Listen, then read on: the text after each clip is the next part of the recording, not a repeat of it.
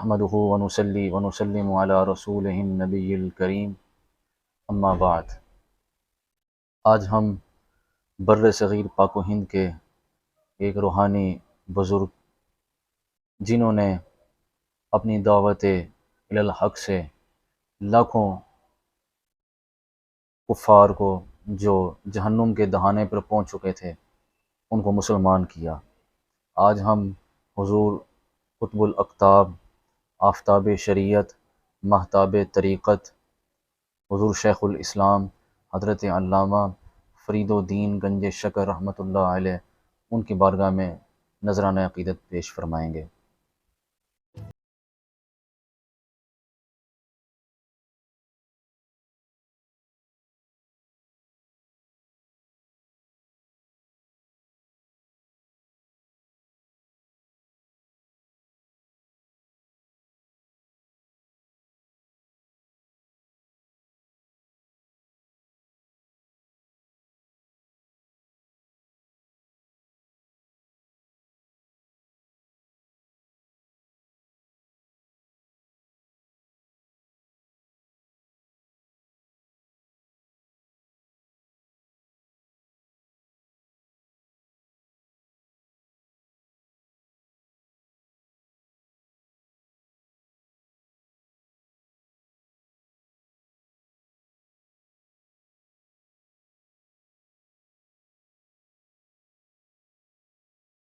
وہ اپنے وقت کے بہت بڑے ولی کامل تھے، اور اس دور میں ملتان کے وہ قاضی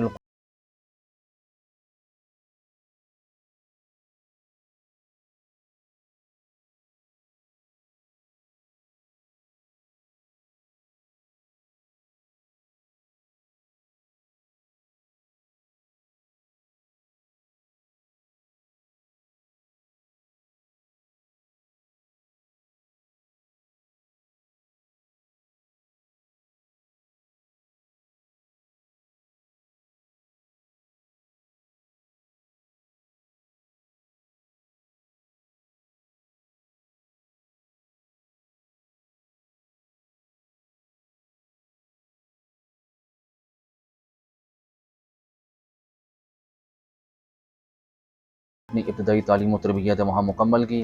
اس کے بعد پھر آپ اپنی اعلیٰ تعلیم کے لیے دہلی چلے گئے۔ دہلی ان دنوں میں علم و عرفان کا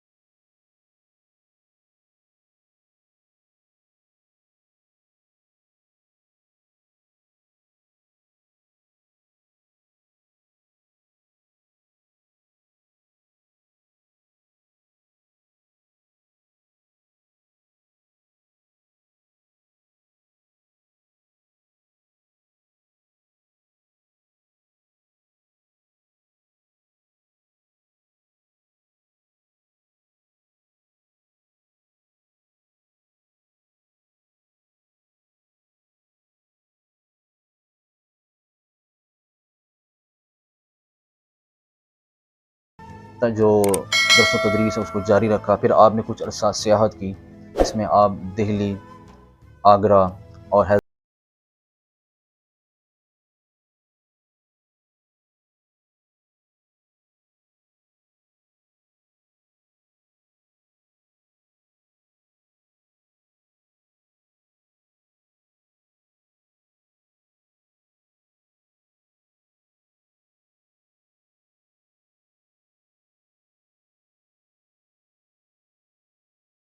آپ کا شہرہ پورے ہندوستان میں ہو چکا تھا، تو انہوں نے ریکویسٹ کی، درخواست کی کہ حضور آپ میرے پاس دہلی تشریف لے آئیں، کیونکہ آپ کے مرشد کامل بھی وہیں پر رہتے تھے۔ تو آپ جب دہلی تشریف لائے تو جس دن آپ تشریف لائے اس کے 2 دن بعد آپ کے مرشد کریم کا وصال ہو گیا۔ تو اس میں بھی ایک حکمت تھی کہ چونکہ سیٹ خالی ہونی تھی، اور آپ پھر اپنے شیخ کامل کی جگہ پھر آپ مسند آپ کہہ لیں خلافت پر بیٹھے، چونکہ خواجہ قطب الدین بختیار کاکی نے اپنے بیٹے کو نہیں بلکہ خواجہ حضرت بابا فرید الدین گنج شکر کو آپ نے اپنا جان نشین مقرر فرمایا، کیونکہ طریقت کے اندر جو اہل ہو اس کو دیا جاتا ہے۔ اگر بیٹے سے بھی بڑھ کے اگر کوئی مرید موجود ہے، کوئی خلیفہ موجود ہے، تو اسی کو جو اس دور کے مردان قلندر تھے وہ خلافت اور مسند عطا فرماتے تھے۔ یہ سلسلہ اس صدی کی ایجاد ہے کہ باپ کے بعد بیٹا، اس کے بعد اس کا بیٹا، مگر اس دور میں نسب کو، ذاتی حیثیت کو نہیں دیکھا جاتا تھا۔ اس دور میں تقوی کو، علم کو، اور اس کے اخلاص کو اور اس کے زہد کو دیکھا جاتا تھا کہ یہ تقوی کے لحاظ سے کتنا بلند ہے۔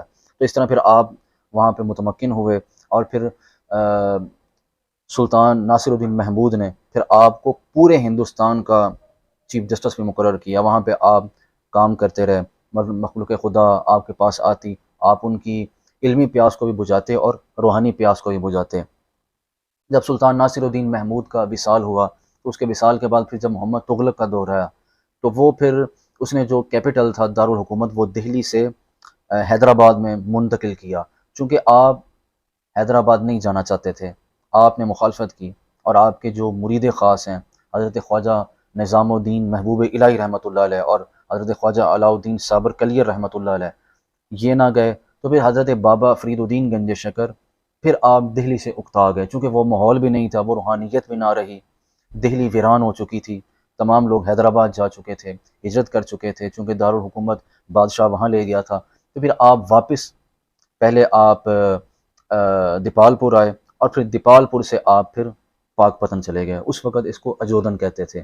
یہیں پہ آپ نے ڈیرا لگایا۔ پتن، پتن کہتے ہیں جو دریا کے کنارے کی جو جگہ ہوتی ہے اسے پتن کہتے ہیں۔ تو پھر پتن تھا، پھر آپ کی نسبت سے یہ پاک پتن ہو گیا، یعنی پاک لوگوں کی رہنے کی جگہ۔ پھر یہیں پہ آپ نے اپنی ساری زندگی گزاری، دین متین کا کام کیا، رشد و ہدایت کا کام کیا، قال قال رسول اللہ کی صدائیں یہاں پر بلند کی، اور ہزاروں لوگوں کو آپ نے کلمہ پڑھا کر مسلمان کیا۔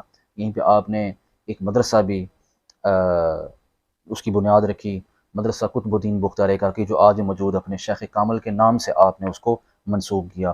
اور یہیں پہ حضرت خواجہ نظام الدین محبوب الہی، وہ بھی یہاں سے علم و عرفان کا سمندر لے کر نکلے۔ آپ کے بھانجے، آپ کے خلیفہ حضرت علاؤ الدین صابر کلیر رحمۃ اللہ علیہ، وہ بھی، اور حضرت بدر الدین اسحاق رحمۃ اللہ علیہ، یہ آپ کے پہلے خلیفہ ہیں۔ حضرت بدر الدین اسحاق پہلے خلیفہ ہیں، پھر خواجہ نظام الدین اولیاء، اور پھر حضرت علاؤ الدین صابر کلیر۔ اس کے علاوہ بھی آپ کے مریدین ہیں جو سلسلہ چشتیہ میں موجود ہیں، مگر یہ تین پرومیننٹ ہیں، فیمس ہیں، جن کو آپ نے خلافت سے نوازا۔ اس کے علاوہ آپ کے بیٹے ہیں حضرت خواجہ شہاب الدین رحمۃ اللہ علیہ۔ جب آپ کے وصال کا وقت قریب آیا تو آپ کے جو مریدین تھے، جو خلافات، انہوں نے کہا کہ حضور آپ اپنے بیٹے حضرت خواجہ شہاب الدین کو اپنے بعد اپنا نائب مقرر کریں، سلسلہ چشتیہ کا خلیفہ مقرر کریں، وہ آپ کی جان نشین ہوں۔ مگر آپ نے کہا کہ مجھے ایک رات تنہا چھوڑ دو۔ پھر اگلے دن آپ نے فرمایا کہ میں اپنے جان نشین کا، اپنے خلیفے کا اعلان کروں گا۔